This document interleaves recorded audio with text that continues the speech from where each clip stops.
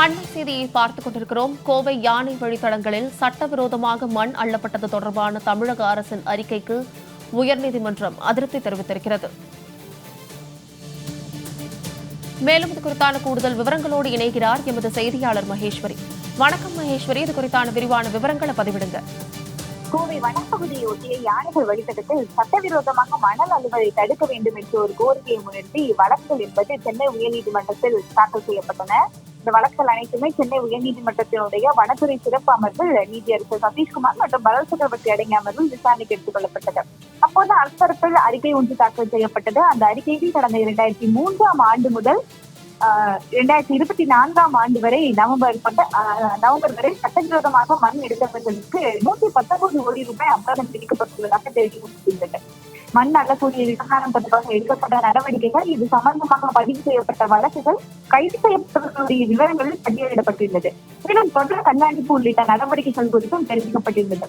அறிக்கையை ஆய்வு செய்த நீதியரசர்கள் கோவை, மதுரைக்கரை, கரடிமடை உள்ளிட்ட 5 இடங்களில் 5 லட்சம் கனமீட்டர் அளவுக்கு மண் எடுக்கப்பட்டுள்ளதாக மாவட்ட நீதியரசர் அறிக்கையை சுட்டிக்காட்டி, இந்த மண் கொண்டு செல்ல 20,000 முறை லாரிகள் இயக்கப்பட்டிருக்க வேண்டும் என்று முறையாக புலன் விசாரணை நடத்தப்படவில்லை என்று நீதியரசர்கள் அதிர்ச்சி தெரிவித்தனர். மேலும் தென்னல் சூழ்நிலை முடக்கும் போது அங்கிருந்து மண் மற்றும் செல்வங்களை பறிமுதல் செய்ய மாவட்ட ஆட்சியர் உத்தரவிட்டுள்ளார். அதன் அடிப்படையில் அவை பறிமுதல் செய்யப்பட்டதா எனவும் நீதியரசர்கள் கேள்வி எழுப்பினர்.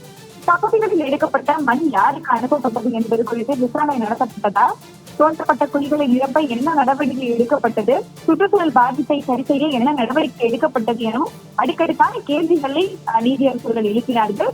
மேலும் இந்த கண்காணிப்பு என்பது முறையாக இல்லை என்ற ஒரு அதிர்ச்சியையும் தெரிவித்தார்கள். குறிப்பிட்ட இந்த பகுதிகளில் காவல்நிலைய ஆய்வாளர்கள் ஓராண்டுக்கு மேல் பணிகள் நீடிக்கவில்லை என்பதிலிருந்து திட்டமிட்ட செயல் என குறிப்பிட்ட நீதியரசர்கள் கனிம வளத்துறை அதிகாரிகளுடைய உடன்கள் இல்லாமல் இவ்வளவு பரப்பில் மண் எடுத்திருக்க முடியாது என நீதியரசர்கள் தெரிவித்தார்கள். மேலும் இந்த பகுதிகளில் மண் அள்ளும் நடவடிக்கைகள் எதுவும் நடைபெறவில்லை என்பதை உறுதி செய்ய வேண்டும் எனவும் அறிவுறுத்தல் ஒன்றை வழங்கியுள்ளார்கள். மேலும் சட்டவிரோதமாக மண்ணை கொண்டு செல்ல போடப்பட்ட சாலைகள் மற்றும் பாலங்களையும் அளிக்க வேண்டும் என நீதியரசர்கள் உத்தரவிட்டுள்ளார்கள்.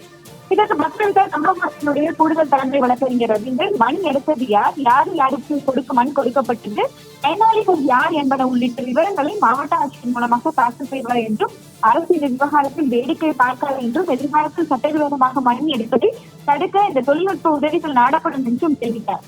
இதையடுத்து நீதியரசர்கள் இந்த வழக்கினுடைய தீர்ப்பை தேதி குறிப்பிடாக தற்போது கையளித்துள்ளார்கள்.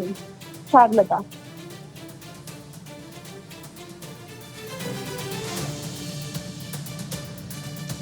விரிவான விவரங்களுக்கு நன்றி மகேஸ்வரி.